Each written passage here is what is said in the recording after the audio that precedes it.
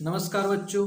आज हम आपके पाठ्य पुस्तक का उषा कविता है उसका भावार्थ करेंगे और इसके कवि हैं शमशेर बहादुर सिंह जी।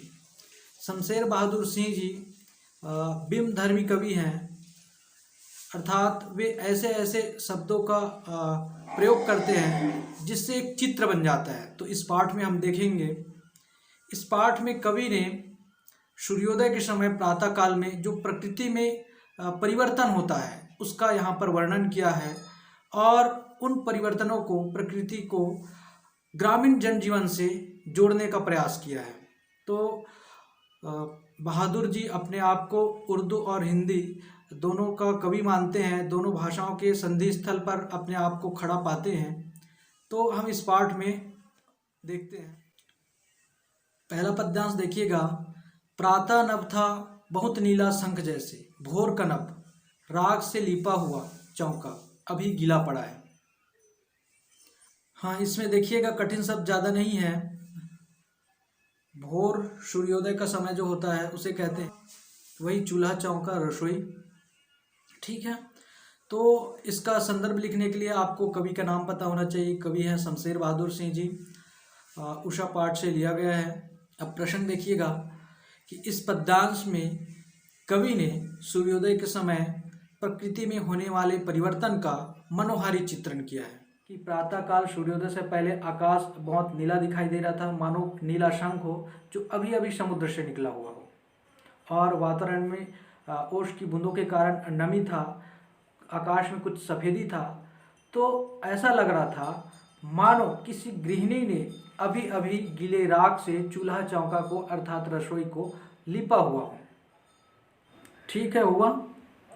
अब इसका शिल्प सौंदर्य देखिएगा। ये नीला संग जैसे यहाँ पर देखिएगा उत्प्रेक्ष अलंकार हैं, प्रतीकात्मक बिंबात्मक शब्दों का प्रयोग किया गया है, वो सब आप शिल्प सौंदर्य में लिख सकते हैं। अब दूसरा पद्यांश देखते हैं। बहुत काली सिल जरा से लाल केसर से कि जैसे धुल गई हो, स्लेट पर या लाल खड़िया चाक मल दी हो किसी ने। इसमें कठिन शब्द ज़्यादा नहीं है। सिल मतलब मेरे ख्याल से सबको पता है, सिल मतलब होता है पत्थर जिसमें अचार मसाले चटनी मसाले पीसते हैं वो, है ना। ठीक, और केसर है वो मसाला होता है।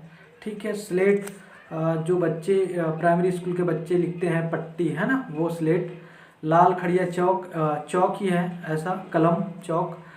ठीक है, तो अब इसका भावार्थ देखते हैं। कवि कहते हैं कि रात्रि में आकाश में कुछ कालिमा छाई थी, लेकिन प्रातःकाल लाल सूर्य के उदय होने से आकाश ऐसा दिखाई दे रहा था मानो किसी ने सिल पत्थर पर लाल केसर को पीस दिया हो और फिर उसे पानी से धोकर चारों तरफ फैला दिया हो, बिखरा दिया हो। अब दूसरा लाइन देखिएगा। यह आकाश ऐसा लग रहा था मानो किसी बच्चे ने अपने पट्टी स्लेट पर लाल खड़िया चाक से मल दिया हो, बिखरा दिया हो, चौक को रगड़ दिया हो, ऐसा लग रहा था। ठीक है, अब अंतिम पद्यांश देखते हैं। नील जल में या किसी की गौर झिलमिल दे, जैसे हिल रही हो और जादू टूटता है, इस उषा का अब सूर्योदय हो रहा है। तो इसमें कठिन शब्द देह है, देह मतलब शरीर, काया।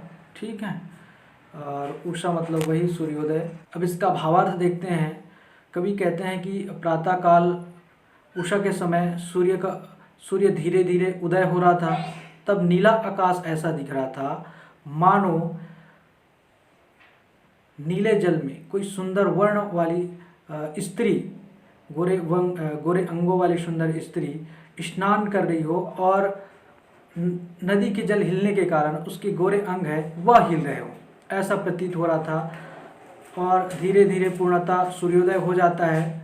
तो जो उषा का समय है, सूर्योदय का समय है प्रातःकाल, वह खत्म हो जाता है, दिन चढ़ जाता है। यहाँ पर भी नील जल में या किसी की गौर झिलमिल दे, यहाँ पर उत्प्रेक्षा अलंकार है और एक प्रकार से मानवीय क्रियाकलाप से तुलना किया गया है ना।